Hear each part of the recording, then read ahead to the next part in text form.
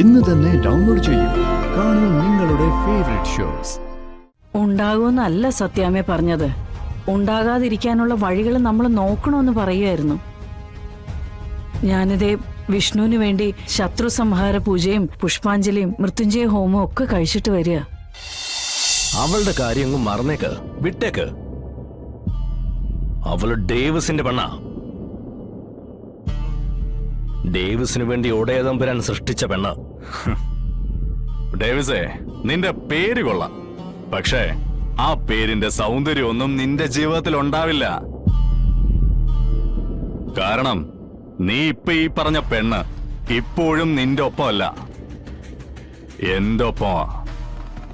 അവളുടെ മനസ്സ് ഇതിന്റെ അകത്താ, എന്റെ ഈ നെഞ്ചിനകത്ത്. അതില്ലാതാക്കാൻ നിനക്കെന്റെ നെഞ്ചിടിച്ച് കലക്കേണ്ടി വരും. പറ്റുമെങ്കിൽ നീ ഒന്ന് ശ്രമിച്ചു നോക്ക്. എങ്കി നീ ആണാണെന്ന് ഞാൻ പറയാം. ഞാൻ ആണാണെന്ന് നീ പറയുന്ന എന്തിനാടാ? എന്റെ പെണ്ണ് പറഞ്ഞ പോരെ, അതവള് പറയും. ഞങ്ങളുടെ മിന്നുകെട്ട് കഴിയുമ്പോ അവള് നിന്നെ കണ്ട മുഖം വെട്ടിച്ച് നടന്നു പോകുമ്പോ മാറി നിന്ന് കണ്ണീർ പൊഴിക്കേണ്ട അവസ്ഥ വരും നിനക്ക്. കണ്ണീരുണ്ടെങ്കിൽ അതല്ല, എല്ലാം അവസാനിപ്പിച്ച് എന്റെ പെണ്ണിനെ എനിക്കായി തന്ന പൊടിയും തട്ടിപ്പോയാ ആയുസിന് കുഴപ്പമില്ല, ആരോഗ്യം മെച്ചപ്പെടും. ഇല്ലെങ്കിൽ ചത്തതിനൊക്കുമേ ജീവിച്ചിരിക്കലും എന്ന അവസ്ഥയിലേക്ക് എത്തിക്കും ഡേവിസ്. പകയുടെയും ചതിയുടെയും കാര്യത്തിൽ ഞാനൊരല്പം ആക്രാന്തക്കാരനാ. കണ്ണും പൂട്ടി അങ്ങ് ചെയ്യും. അതുകൊണ്ട് വിട്ടേക്കവളെ, എന്നിട്ട് ഉള്ള ആയുസ് കൊണ്ട് പോകാൻ നോക്ക്. അവൾ എന്റെ പെണ്ണാ, എന്റേത് മാത്രമാകാൻ പോകുന്ന പെണ്ണ്.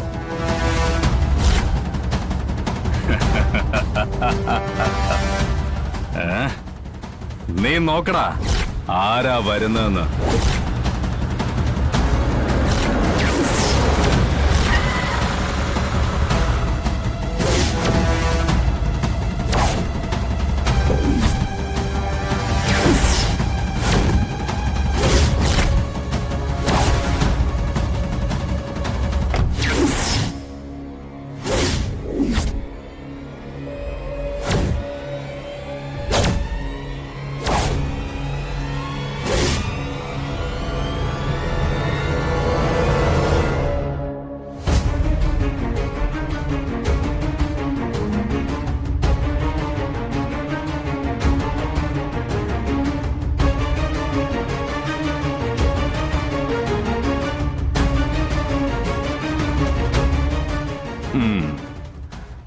നീ നിന്റെ പെണ്ണ്, നിന്റെ മാത്രം പെണ്ണ്, നിനക്ക് മാത്രം വേണ്ടി ജനിച്ച പെണ്ണെന്നൊക്കെ നീ 3-4 വട്ടം പറഞ്ഞില്ലേ? ആ നിന്റെ പെണ്ണിപ്പ കിടക്കുന്നത് എന്റെ നെഞ്ചിലാടാ. ഇതിൽ കൂടുതൽ നിന്നോട് ഞാൻ എന്ത് പറയാനാ? തൊട്ടുപോരു തന്നെ ഡേവിസേ, ഇത് രക്തത്തിൽ അലിഞ്ഞു ചേർന്നുപോയ പ്രണയവാ. ഇതിൽ തന്നെ വലിച്ചു പറിച്ചെടുത്തേ മിന്നു കെട്ടാനാ നിന്റെ ഉദ്ദേശമെങ്കിൽ അതൊരിക്കലും ജീവനോടെയുള്ള ഡെയ്സി ആയിരിക്കില്ല, വെറും ഡമ്മി. അങ്ങനെ ഒരു ഡമ്മിയെ മിന്നു കെട്ടിയാ മതിയോ നിനക്ക്? ഈ അഹങ്കാരത്തിന് ഞാൻ മറുപടി പറയുന്നില്ല.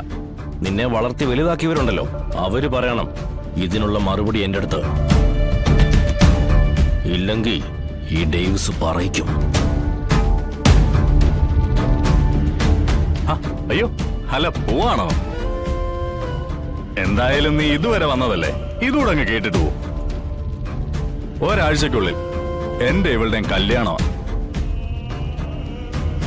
കുറെ അനാഥർക്കും പട്ടിണി പാവങ്ങൾക്കും സദ്യയൊക്കെ കൊടുക്കുന്നുണ്ട്. വന്ന ഒരു പിടി വറ്റ് കഴിക്കാം. ഞങ്ങൾ ഒന്നായതിന്റെ സന്തോഷ ചോറ്. അതാദ്യം തിന്നേണ്ടതും നീ തന്നെയാ. ഇവളെ മിന്നുകെട്ടി കൂടെ പൊറുപ്പിക്കുന്നുള്ളതേ നിന്റെ ഒരിക്കലും നടക്കാത്ത സ്വപ്നമായി അവശേഷിക്കും. ഈ വാക്കുകൾ ഓർമ്മയിൽ സൂക്ഷിച്ചു വെച്ചോ നീ. ഭാവിയിൽ നിനക്കിത് ഉപകരിക്കും. ഞങ്ങളുടെ സ്വപ്നമാണ് ഞങ്ങളുടെ ജീവിതം. അതിനൊരു കരടായിട്ട് നീ വന്ന ആ കരട് ഞാൻ അങ്ങ് മാലയിട്ട് ഭിത്തിയെ തൂക്കും. ഈ പറഞ്ഞത് നീ ഒന്ന് ഓർത്തു വെച്ചോ, ഭാവിയിൽ നിനക്കത് ഉപകരിക്കും. ഇത് വർഷങ്ങൾക്ക് മുമ്പേ കണ്ടു ബോധ്യപ്പെട്ട് വിലയുറപ്പിച്ച മുതലാ ഡേവിസേ. പേപ്പർ വർക്ക് കഴിഞ്ഞു കിടക്കുന്നതാ. ഇനി അധികാരം ഉപയോഗിച്ച് വേലി കെട്ടി കരവടച്ച് രസീത് വാങ്ങിക്കേണ്ട കാലതാമസം അങ്ങോട്ടുള്ളൂ. അതുവരെ നീ മനസ്സിൽ കൊണ്ട് നടന്നോ? അതുവരെ മാത്രം.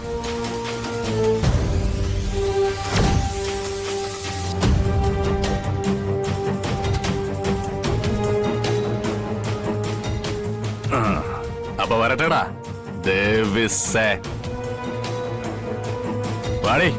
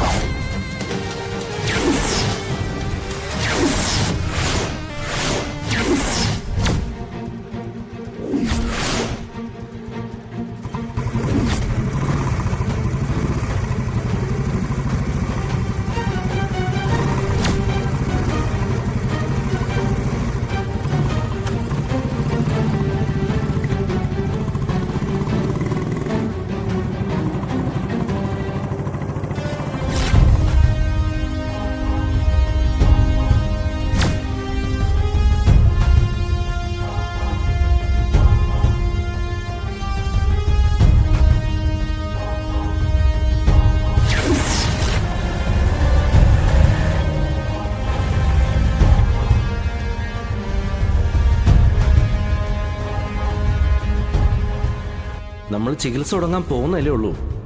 വിഷ്ണുവിനെ തിരിച്ച് ജീവിതത്തിലേക്ക് കൊണ്ടുവരേണ്ടത് എന്റെ കടമയാണ്. അത് ഞാൻ ചെയ്തിരിക്കും.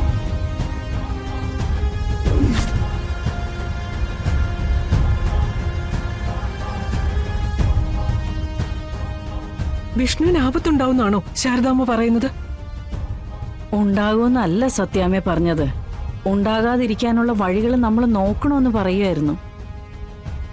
ഞാനിതേ വിഷ്ണുവിന് വേണ്ടി ശത്രു സംഹാര പൂജയും പുഷ്പാഞ്ജലിയും മൃത്യുഞ്ജയ ഹോമവും ഒക്കെ കഴിച്ചിട്ട് വരിക.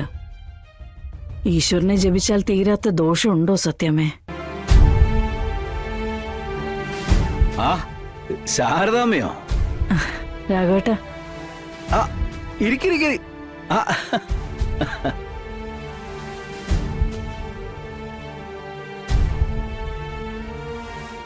ഇരിക്ക് ശാരദാമ്മേ.